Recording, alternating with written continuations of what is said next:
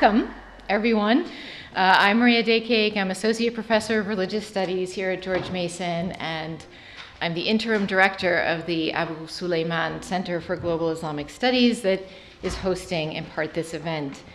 So I want to thank you for coming, and as you know, this is the opening keynote event for a 3-day workshop and conference connected with a Templeton Foundation-supported project on Islamic moral theology and the future. So many of the people here in this room are guests and have contributed to the project, and many of them have come from very far away. So I want to warmly welcome them.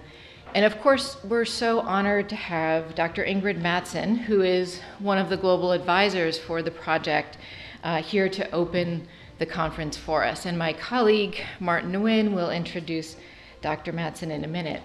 But I wanted to talk a little bit about the AbuSulayman Center. First of all, it was the Center for Global Islamic Studies here at Mason was established actually way back in 2009. And at that time, and really up until recently, it was called the Ali Vural Ak Center for Global Islamic Studies in honor of our first benefactor. But over the summer, the center received a gift in honor of Abdul Hamid AbuSulayman, who was an influential Saudi scholar and educator with a kind of international career with important positions not only in Saudi Arabia, but here in the US and in Malaysia as well. So when he passed away, the Mirza family and the AbuSulayman family gave a gift and wanted it to be in the honor of his name. So the center currently houses a number of externally sponsored research projects. It also hosts speaking events, cultural programs, colloquia, both for faculty and for graduate students all throughout the year. And you can find out about our programming if you're interested on our website, which is here, islamicstudies.gmu.edu. And there's, of course, flyers about some of our more recent events on the table as well for you to take a look at. So the AbuSulayman Center also publishes an online platform and resource for the study of Islamic studies called Maidan, and you can find that at themaidan.com. And Maidan is guided under the leadership of Dr. Ahmet Tekelioglu, who is here somewhere, but I'm not, there he is, also getting coffee. But he is also the editor-in-chief of Maidan, and if you go to the Maidan site, you will see a number of essays that were published and are really the heart of the Islamic moral theology and the future project, many of them authored by our guests for this conference. Together, these essays constitute a roundtable blog, a kind of online virtual conversation on the topics that the project is concerned with, namely the applicability and the relevance of Islamic ethics to contemporary social challenges. My part of the project is primarily concerned with communal ethics and with the way our contemporary modes of sociability that are now often mediated through the lens of social media and have been interrupted in some ways by COVID and by the lockdown. How do Islamic notions of communal responsibility and community obligation affect or have relevance for sociability that we engage in today? So we've had these conversations online, and in the next day and a half, we will have these conversations in person, and I really look forward to that. So I'm going to turn the podium over now to the co-project leader, my colleague, Dr. Martin Nguyen from Fairfield University, and he will also introduce our speaker this evening. Thank you.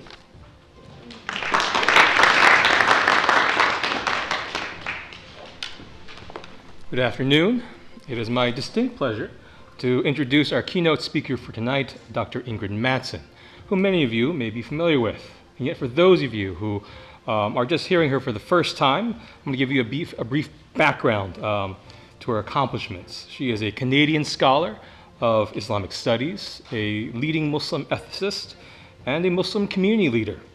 She earned her PhD in Near Eastern Languages and Civilizations from the University of Chicago in 1999. And from 1998 to 2012, she was professor of Islamic studies at Hartford Seminary, where she developed and directed the first accredited program for Muslim chaplains in North America. Since 2012, she has been the London and Windsor Community Chair of Islamic Studies in the Faculty of Theology at Huron University College in London, Canada. Her writings focus primarily on Quranic studies, Islamic theological ethics, and interfaith relations.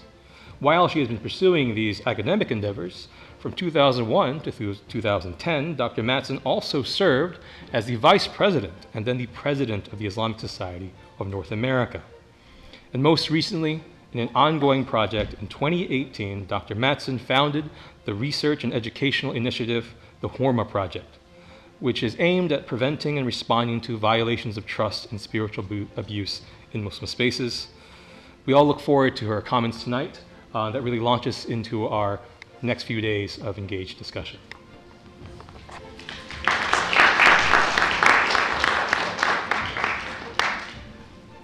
Assalamu alaikum. Bismillah ar-Rahman ar-Rahim. Alhamdulillahi Rabbil Alameen. Wassalatu wassalam ala Sayyidina Muhammad wa ala alihi wa ashabihi ajma'in. I'm so happy and delighted to be here, to be with people really in this lovely space, and to be with people who are committed to these really important conversations.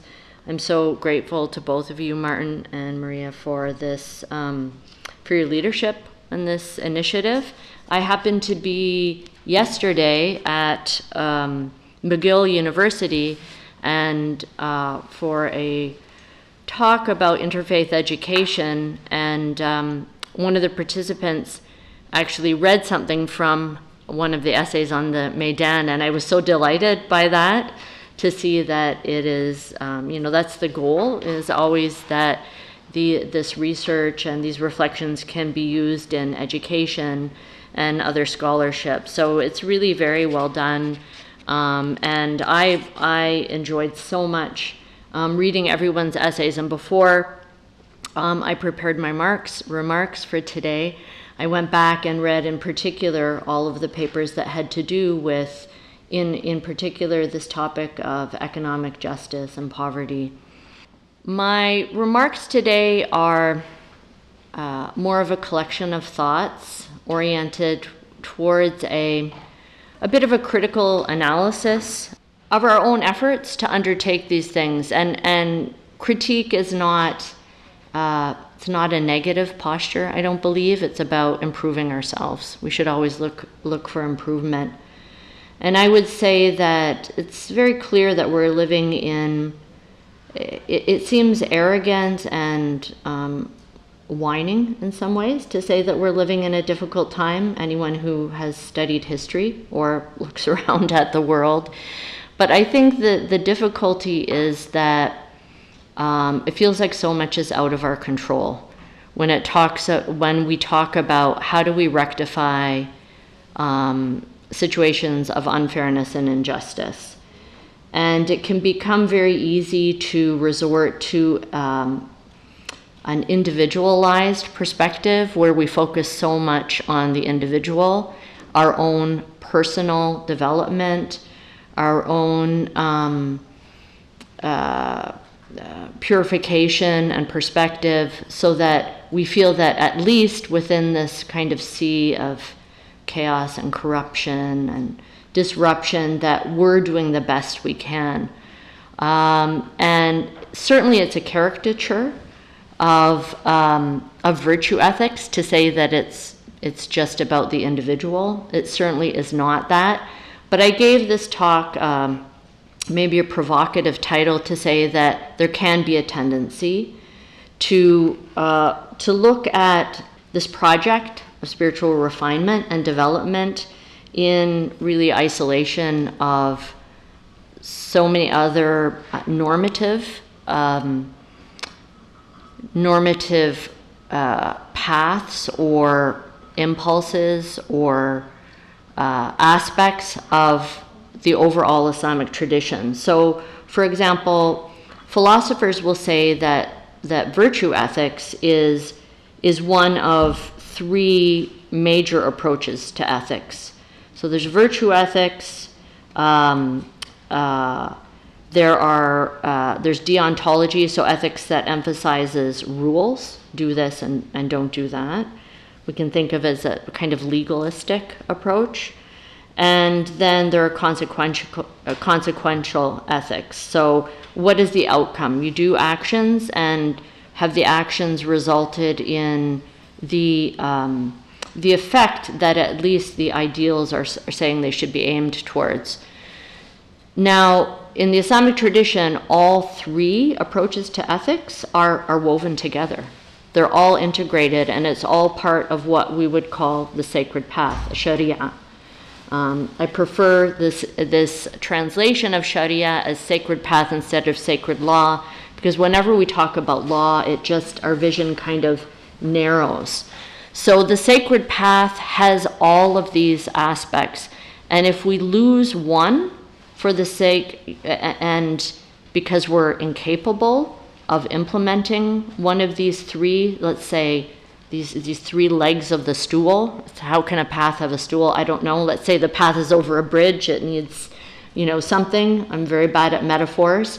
But in any case, we have these three that are braided and integrated together. And without one, we're going to be missing our goal. We may be trying really hard. We may be sincere. We may be putting a great effort.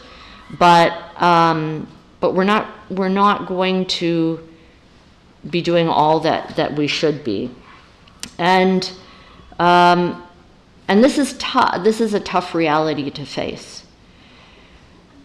I think about it. For example, let me just give an example of one of these aspects of the sacred path. So, if we think about rules, primarily we're thinking about fiqh, about what's haram, what's wajib, what's obligatory, what's prohibited.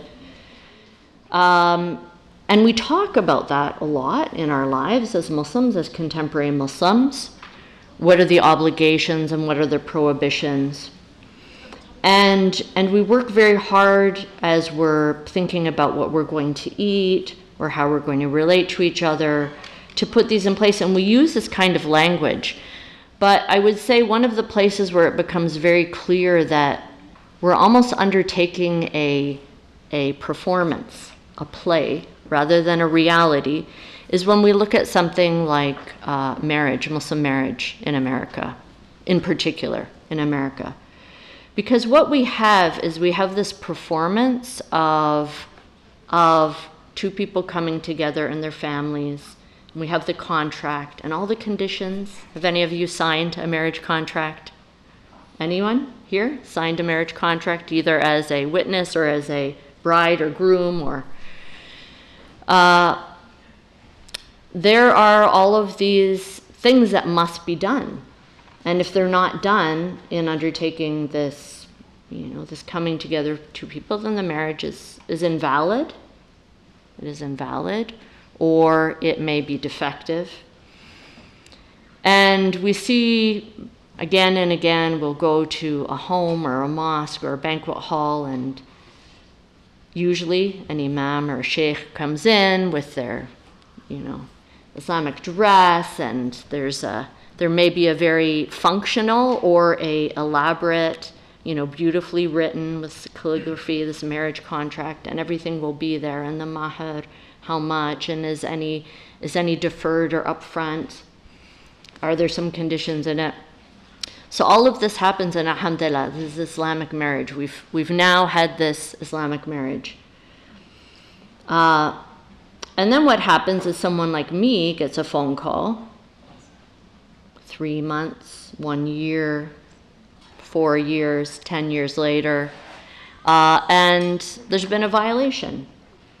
Someone has run off, someone has left the country, someone has abandoned their spouse, etc. Now, and what I hear is the person whose rights has been violated now goes back to the location of that where that marriage was undertaken, where the contract was signed and witnessed with all of the requirements. And the answer from the imam or the person who did that is, there's nothing I can do. I don't have any power. No, there is no power to force that spouse who abandoned the home or maybe even the country to come back and to be accountable for what happened. There's no power whatsoever. And the imam can say, well, I'm going to take upon myself the authority in the absence of that person to dissolve this marriage, but can say that. But if that authority is not accepted by the other party or the family of the other party, or even internally for the one whose rights have been violated, they're going to be hanging in the air, like a hanging woman, right? Neither married nor divorced. And this thousands of cases of this. So watching this so many times makes me think, what we're doing is it's like we're children and getting up on a little stage and we're putting on the clothes and we have the props and we're performing this. And maybe in the performance there's, performance can change us, but it isn't law. And we shouldn't be talking about it as law. And we shouldn't be talking about law without a legal system. A legal system has the power of compelling people to court and of having the decisions of the court being implemented at penalty or cost, whether it's a fine or imprisonment or putting a lien on. So this is a dilemma that we have. What are we going to do? People have undertaken some efforts to set up aspects of a legal system or to sort of tack on to the existing legal systems in places, but it is nevertheless defective. So everything that I'm going to say today, I'm saying with compassion for all of us. We're in a situation, it reminds me of, and I know people are coming here from different countries and the contexts are different, but when I was very young, so for almost more than 35 years ago, in order to pay off my student debt, I went to northern Canada, and I first in northern Ontario, then northern British Columbia, and worked for a contractor who did replanting of trees after they were forested. So imagine beautiful mountains, the Rocky Mountains, and where companies have come in and they've clear cut all of the trees. Okay? And then they're obliged by the government to come in and replant. Okay, we'll just replant the trees. The problem is when you clear cut a forest on the mountains, as soon as it rains, what happens is the soil starts to wash away. The soil starts to wash away. It's not only the trees then that are gone, but the grasses, the bushes, the fungi, all of the bacteria in the soil. So what you end up with is what was my situation for weeks on that mountain, standing with a shovel, with the metal head going click, click, click, click. Instead of digging into soil, I was hitting stone again and again and again because all of the soil had washed away. And all of the plants that could help, to regenerate growth were not there. So I feel that in many ways we are in a situation where we're on that mountain, where not only the trees have been cut down, but the rains have washed away the plants and the soil, and we're there, and we've got this, we have enthusiasm, we're strong, we're carrying these bags full of seedlings, got the shovel, and I just can't find any soil to put it in. So will it take for regrowth there? It's going to take generations. It's going to take generations of a lot of birds coming and doing their business on the mountain and adding manure and, all sorts of things before we can even start to build up enough to have some growth. And the growth at the beginning will be very scrubby and short and small, and then some bigger things will be able to grow in there. So it's a whole ecosystem, and I feel that this is very much the post-colonial reality for most people in the world. And to that extent, we need to be compassionate with each other, and we need humility. I think the biggest problem is that when we claim that we are instituting some kind of system or structure or institution or organization or program that is really truly about virtue, about goodness, about community, when in fact we know what the deficiencies. And I think what people resent the most is not being in a difficult situation, but being in a difficult situation and being told that it's actually okay. And then being criticized as having bad etiquette or bad adab for complaining about their situation. So I do think that we need to be very humble.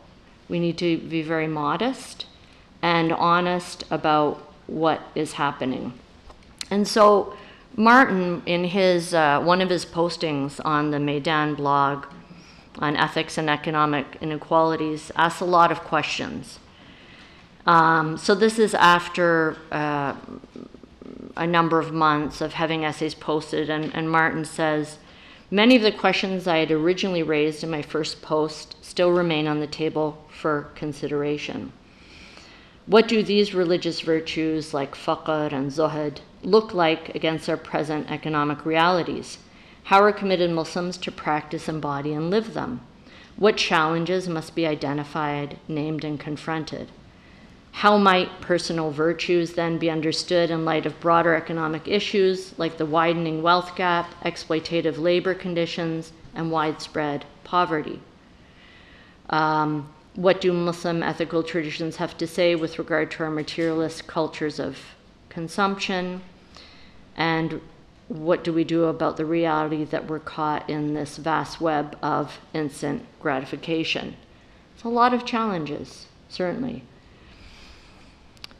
And the way I would put it is the way that I articulate what we are trying to do with our Horma project.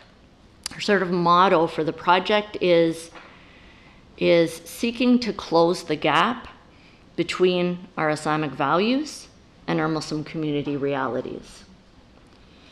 And I say it that way because it is very easy to jump to accusations of hypocrisy. To say, people are saying this, you people, or Muslim people, or Islamic scholars are saying this is a religion of justice, of fairness, of care ethics, care for those who are vulnerable, but look at the reality. The reality is something else. And we hear this complaint. There's nothing wrong with being a complainer. Al-Mujadala showed us that. Complaint, righteous complaint is praised by Allah subhanahu wa ta'ala. And it comes from the heart. It comes from a place of feeling really hurt. Yet one of the things, I guess this comes with age as well, but also just trying to dig deeper into complex systemic injustice, is that if we're looking for just the bad guys, right, just the hypocrites, just those who are using the system to their benefit, it's very easy to be blind to our own positionality, our own context, and how we are caught in it as well. And those, think about this. I don't know, I'm sure that most of you were not following this as closely as we in Canada had to follow it. But Queen Elizabeth II, when she died last month or so, I mean, it was the only thing in the newspaper, and she is the head of state of Canada, so it was, you know, a big moment for our country. But as I was thinking about this today, I found it very interesting to see so many statements about how she was such a kind person, a person who cared for others, a person who, who really loved her people, someone who sacrificed her whole life, right, for the people that she served. And alongside of that was another narrative, which was, this is the head of a now fading empire that conquered people all over the world, that divested them from their goods, and continued to live in a palace filled with many of these objects that were brought and taken from the peoples of these lands. Even her own lands, how much farmland, how much good agricultural land is owned specifically by the crown, and the attribution of everything else really national lands to the crown. So both things, what was interesting was watching both things, and both things, of course, were very true. I think you could very easily, if you followed her life and her biography and met her, say this was a woman who was really, dedicated to service, who showed kindness when she met people. And she was a woman embedded in a system that's extremely unjust, economically unjust, and that continues to benefit from the fruit of that injustice. So to look at the decontextualized individual, the virtuous individual, the one who is engaged in self-purification and a lifetime of discipline without looking at that system, is part of the picture. And it's a paradox that all of these things can be true at the same time.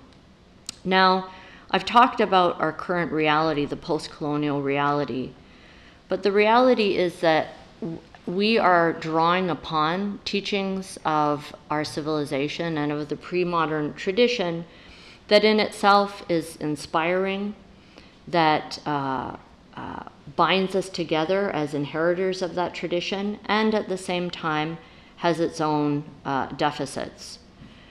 So there's a statement by, I'm not a Marxist, but I think this statement by Walter Benjamin, who was a 20th century Marxist cultural critic, is something to contemplate. So he says, without exception, the cultural treasures we survey, I'm paraphrasing a little bit, we survey have an origin which we cannot contemplate without horror.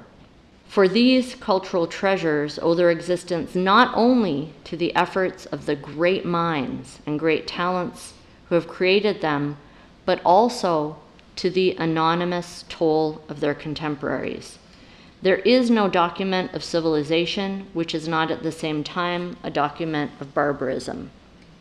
Perhaps barbarism is too much, let's say, which is not at the same time a document of some injustice and fairness. This is something I thought a lot about over 20 years ago when I was involved in another research project on charity and poverty in Islamic societies. A volume of collected essays was put out after that. Amy Singer was one of the editors of that. My contribution was on how to determine what need is in zakat distribution.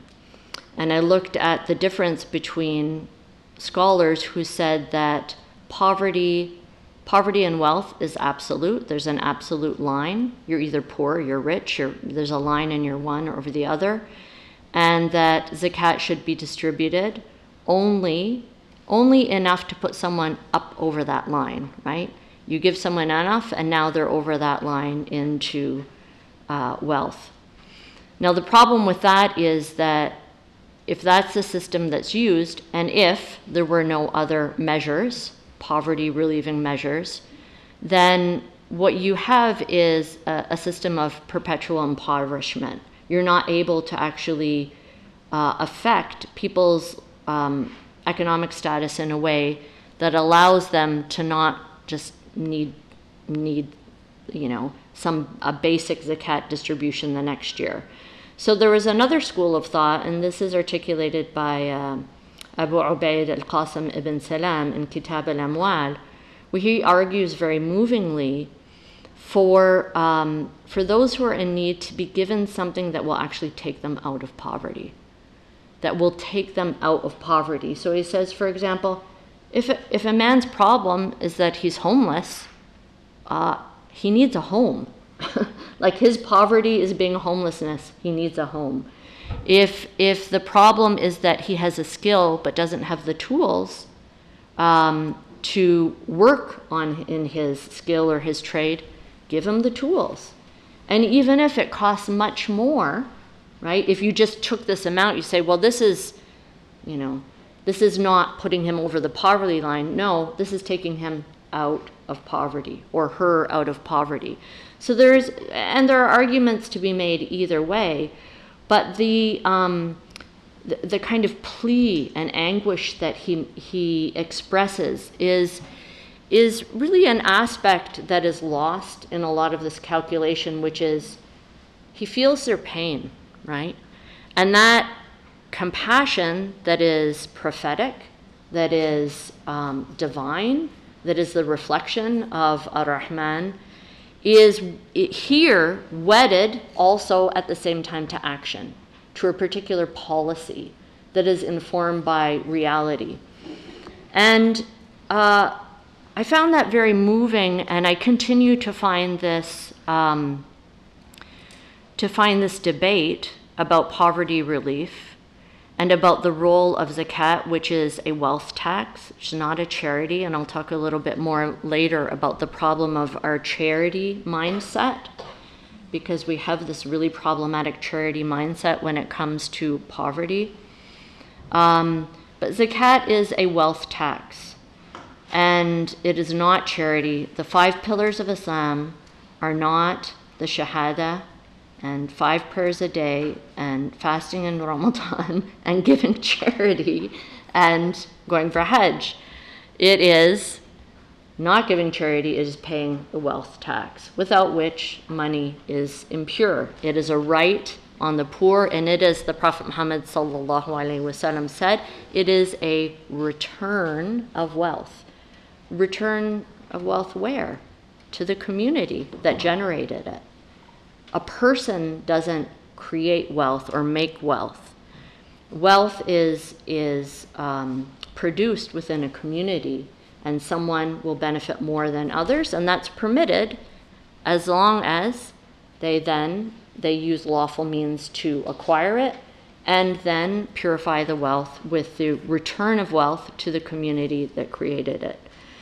I'm not going to engage in talk about zakat. This is another issue that is so problematic. I will return to it a little bit, but it is emblematic. I think some of our misunderstandings are emblematic of the problems that we have here today. But when I was engaged in that project with Amy Singer and Minnie Einer and Michael Bonner, who was at the University of Michigan, we heard a lot of, and we researched a lot of, or were presented with research, a lot of scholarship on Al-Qaf. And I would say up till now, and until now, I still have a tendency, like all Muslims, to be really in awe at the great cultural treasures of Islamic civilization. if we want to present on sort of a presentation on Islamic civilization, we're showing, beautiful buildings with great domes and tiling and beautiful carpets and marble courtyards, and these beautiful, beautiful buildings, and other engineering feats. But in particular, we look to the Awqaf, and the Awqaf are so beautiful because they came into Islam right at the beginning.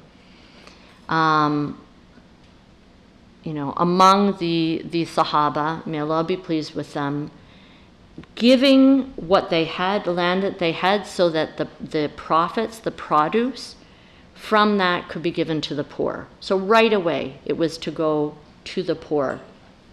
Over time, Awqaf became the legal means to support, to provide for economic independence for so much of the culture and civilization of Islam. A beautiful part of it is that it allowed for this, today we talk about it as civil society, as something that's neither the private sphere nor the public sphere, but it is this space that is not just controlled by the government, top down, as things are in Muslim countries today, where there are, Wazarat al-Awqaf wa Shu'un al-Islamiyya, the Ministry of Endowments and Religious Affairs, controlled by the government. No, these Awqaf each had their own independent source of income. Some profit generating property, usually, that would go towards a good cause.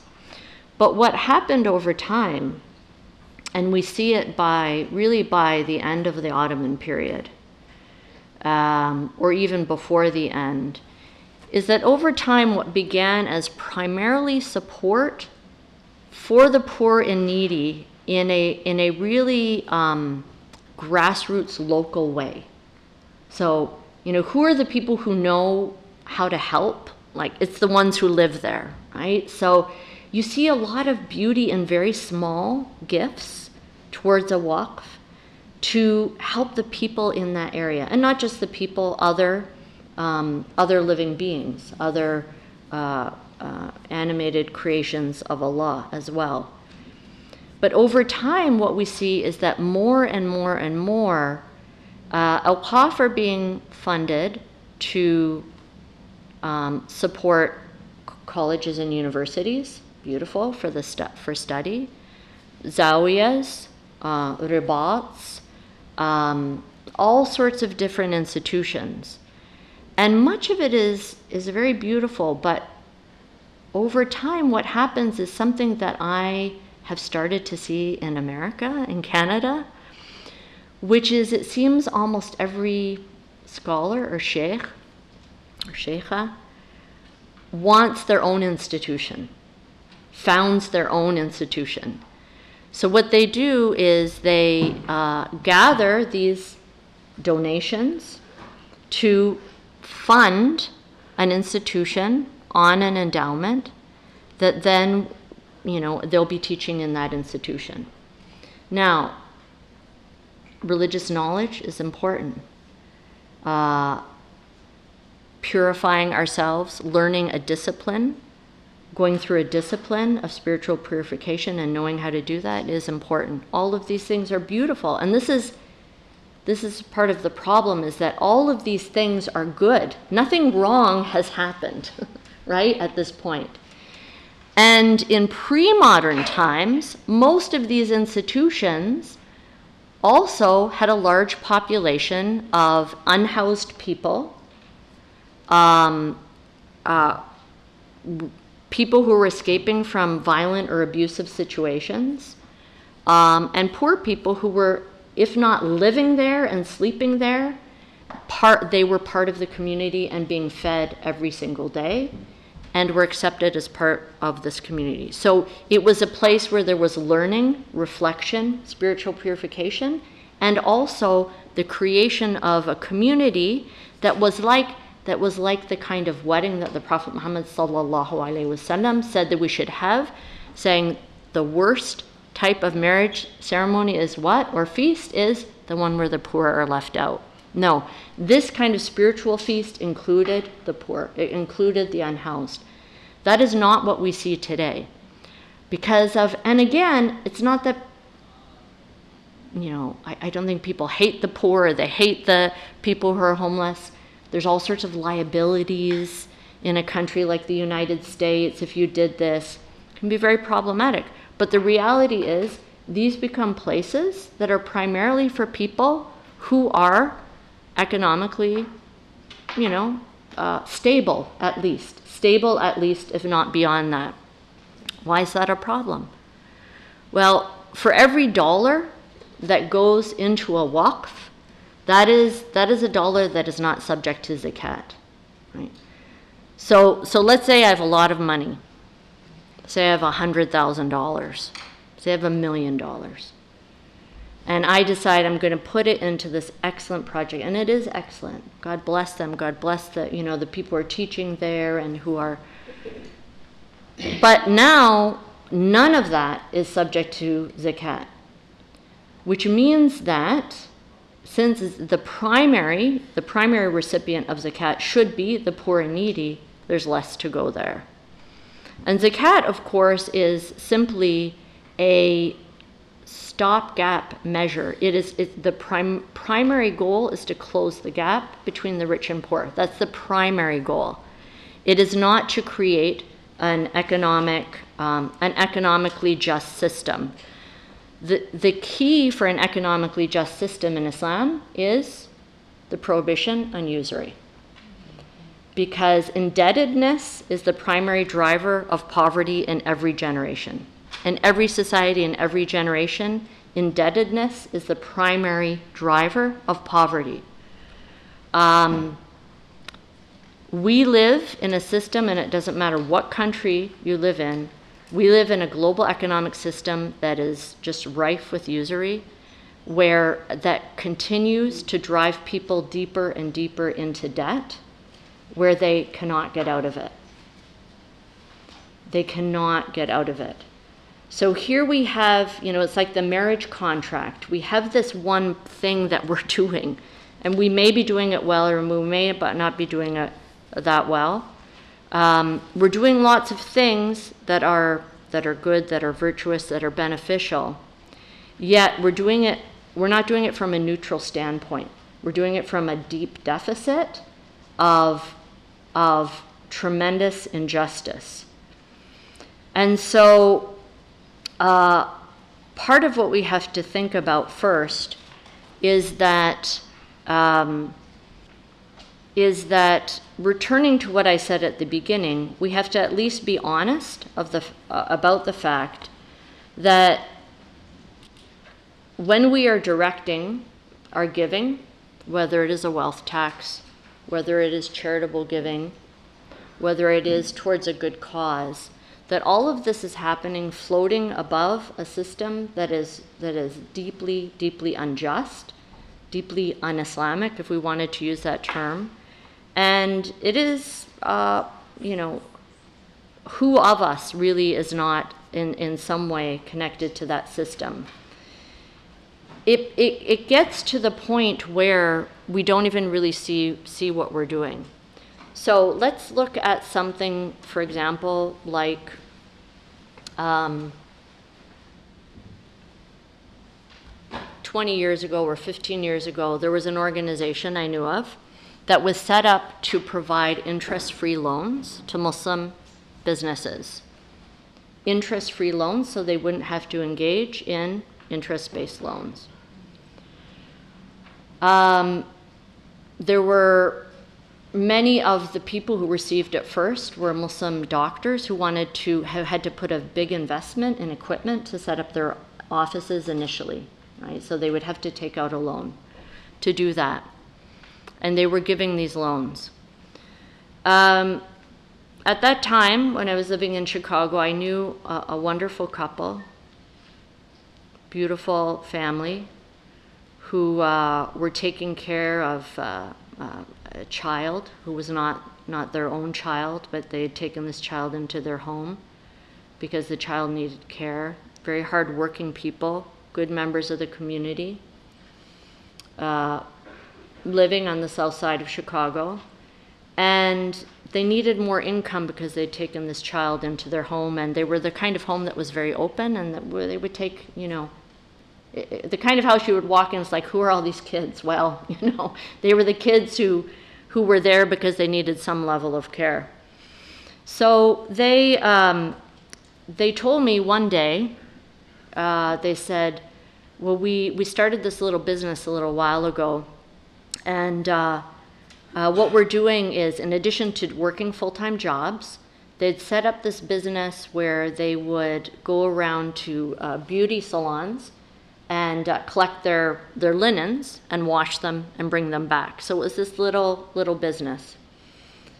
And they were very good at it. People liked their services. So they wanted to be able to really meet the demand by buying a few industrial size washers and dryers that they would put in their garage. So like 2 industrial, like big ones. At the time, the cost was something like $5,000. This is a family who did not want to take an interest-based loan. And besides that, according to the bank, they wouldn't have had the kind of good credit that it would have been extended to them in any case. So I approached the chair of this organization, wonderful organization that was set up to give interest-free loans, told that person about the situation and was told, oh, we don't give loans that are that small. They don't meet our criteria for giving loans. That's too small for our business model. And the suggestions that were offered were all about diverting them really to basically the existing system of interest-based loans and credit. And so I thought, wow, we are so used to this system. We've become so desensitized to the fact that we're living in a system that is completely permeated with usury, that we don't even feel a sense of urgency in a situation like this. And so all of the good that is being done with this organization, yet a tolerance for the existing system, really, what could you call it other than tolerance, is extremely problematic. So what I want to say is that traditionally, in virtue ethics, along with every virtue, there is a vice. There is a vice. There is no virtue without a vice. And when someone is being taught in an ethical system, trained in an ethical system, it should be certainly being taught to avoid the vices and develop the virtues. In fact, this is a deep principle in Islam. Even in Tawheed, the first thing we do is avoid the error of attributing divinity to other gods. La ilaha illallah. So we begin with what we shouldn't do, and then we can build on it. We have to rid ourselves of what is wrong, and then accept what is right. This is a deep lesson, and it goes through all different levels of what we do. And if we think about how often Allah subhanahu wa ta'ala in the Quran orders us to undertake the good, al-ma'ruf, what people know, and ma'ruf is such a beautiful term because it's just what everyone knows is right. Like what people know is right or good. It always comes with to get rid of the munkar. You can't have ma'ruf without the munkar. You can't have, spiritual growth without purifying from what is wrong. And so we have a real problem. And I feel that, Aristotle talked a lot, obviously, about virtue. Was very focused on virtue. And much of the ethical tradition in Islam comes from an Aristotelian virtue ethics tradition. One of the things that Aristotle really emphasized is that that virtue is something that it's a habit, that people should be raised within a certain, given a certain formation in a family and in a society where virtue becomes part of who they are. It's so important to be formed in this tradition in a certain way, because at some point it's not something that is easily rationalized. Now, of course, in a theological tradition, as in Islam, we know the source of our ethics, right? The source is with the divine, the source is with God. So we don't have quite the same problem that philosophers have of where is the firm foundation of virtue. We are in a theological ethics, so we have that. Yet this lesson about, this emphasis, and this is something throughout the generations, on formation is very important. But what I see in our communities when it comes to poverty and wealth, the wealth gap, is I see a really distorted understanding of what's happening, and it is this charity mindset. What I see is that we are trying to do good, but what we're telling our kids is, oh, you should go do some volunteer work, and that'll be good, right? Go do some volunteer work. Go, give some of your candy money. Instead of buying candy, you can give it to someone, and that'll make you feel good. Someone sent me a book for review that was, about them. I'm like, no, it's not the message that we want to give our kids. So we have a problem with this, in that we don't want to depress people. We don't want to demoralize people. We don't want them constantly think that everything is bad. Yet at the same time, we need something realistic.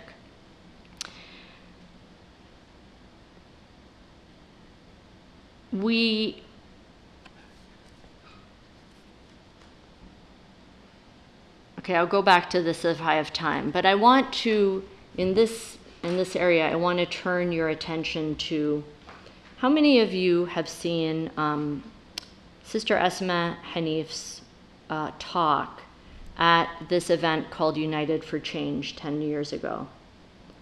You can find her talk on YouTube, and it's called Women in the Hood. I really recommend that you go look at it. United for Change was an event that was held to talk about poverty in the Muslim community and what Muslims could do to really address this situation of poverty. It had many of the luminaries of the American Muslim community who came to speak.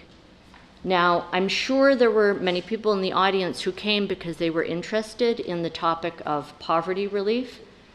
Perhaps this might be like, su'adhan on my part, but perhaps more came because they were interested in hearing lectures by these great speakers in our community. It was going to be this event, right? Sister Esma Hanif, at that time she was studying with me at Hartford Seminary in the chaplaincy program. For those of you who don't know her, she founded Muslimat and Nisa, homeless shelter for women, Muslim women in Baltimore. So Esma comes out, and she actually is wearing, over her clothes, she's wearing a scarf. It's a little bit worn. She's wearing this toque. She's wearing this abaya over her abaya that has like a little tear. And she talks about her experience with the Muslim community as the director of this shelter for homeless women, of which she is one. And her home is that shelter as well. She talks about how everything she is wearing is something that was donated by people to the shelter. Charitable donations from the Muslim community, worn, torn, out of fashion, right? Make room. And then she talks about this. She says, She talks about how there are Muslims in the community who say, I want to come visit the shelter. And some of them say, I want to come visit the shelter with my children so they can be grateful for what they have. Gratitude is beautiful. So they can be grateful for what they have. She says, what do you mean when you say you want to visit the shelter? What does that mean? It seems like a noble statement, but what is the purpose? You've come to observe the sister in her state of homelessness and make her feel more humiliated. It makes us feel like animals in a zoo that you visit and you throw food at them. If you're not coming with a solution, don't be part of the problem. We don't want your pity. She says that some women told her that they wanted to visit, they wanted to buy some toys and wrap them and come there on Eid so they could give the children gifts and make them happy. And Esma says, you know, these kids, they're like any other kid. They have a toy, they're going to play with it for a couple minutes, it's going to be gone. It's not what they need. If you really want to do something, this is their home. You know, I would love to build a playground so all the kids could have a playground, they can have some space. And the women told her, oh, no, but we're excited about, you know, we could bring our kids and we could have this event where we would buy the toys and wrap them, and then we could give them to the kids and see their faces light up. And Esma says, then that gift is for you. It's not for us. So this is the instrumentalization of those who are in need for our own growth. We want to be grateful, so we are using the situation of other people to make us appreciate what we have. Again, with an attitude that somehow we're at a neutral state, and if we increase our gratitude, that's ihsan. That's going up. This is what ihsan is doing more. We think we're going up from this state to ihsan, yet we don't realize that we're standing in a deep, deep hole. We haven't even got up to the situation where we're not entrenched in deep harm. So, what are the munkars? What are the vices? What are the things we shouldn't do first? You know, don't give discarded goods to someone in need. Of course, this is a prophetic teaching. This is the sunnah, that we give the best, not our discarded things.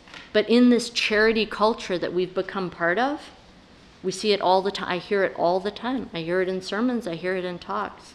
Oh, do something good. Why don't you give bring your old clothes to the shelter, to the place? What are the munkars? What are the vices? What are the things we should avoid? Not using another person's suffering as a moral lesson for ourselves. Now, but there is something in looking as long as it has to do with doing. So the Prophet Muhammad sallallahu alaihi wasallam said, when you see someone who has more, look to someone who has less. Now, Martin, in your essay, you talked a lot about consumer culture, and we all know we're entrenched in this consumer culture, right? We go through our day driving on the highway, whatever we're doing, and we're just bombarded with these really like satanic messages telling us that, showing us that we could have something better, we could have something more. And we lack, you know, it's very tricky. I say it's satanic because there's a lot of psychological research that's done in universities, business schools, business psychology that goes into generating desire, making us feel that we need this thing. We need this thing to be whatever we need to be. And so we have this, and the way that the messages are coming to us, we can't even help it. Like our you're driving and there's this big thing and your head's just going there. And you look at it and there's, that billboard or that sign, or sometimes the person who has this. And the thing about having the middle way, or being in the middle, or Islam is not, we're not supposed to be so poor, we're not supposed to be so rich, we always think we're in the middle. Like, we always think that we're in the middle.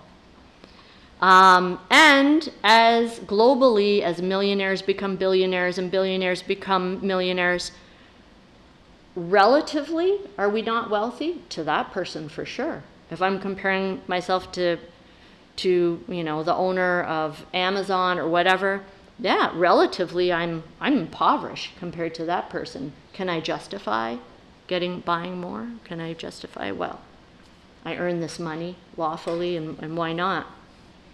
So I feel that. And this idea of moderation, being in the middle, is very problematic for us today. And we need a reality check. Well, let's see, the middle of who? The middle of the people in my neighborhood, the middle of people who share my profession, the middle of between what, the billionaire and the most impoverished. So it's really problematic. But this prophetic teaching can help us. If I see someone who has more, look to someone who has less. Sometimes I almost feel, subhanAllah, it's like when the Prophet Muhammad sallallahu alaihi wasallam, when he took the face of Al-Fadl ibn Abbas and turned his head away from this beautiful woman his gaze kept going back to this beautiful woman who was there. The Blessed Prophet turned his head away. Right? Sometimes it's hard. Sometimes we got to turn our own head away.